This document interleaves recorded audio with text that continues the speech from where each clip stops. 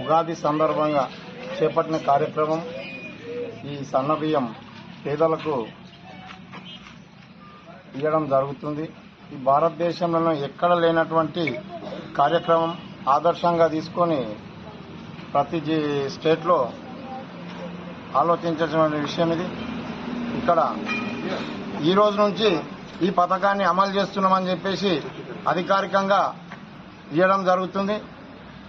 ప్రతి మనిషికి 6 కిలోల బియ్యాన్ని, సన్న బియ్యాన్ని ఎటువంటి ఆలోచన లేకుండా ప్రతి మనిషికి బియ్యాన్ని అందిస్తుంది ప్రభుత్వం.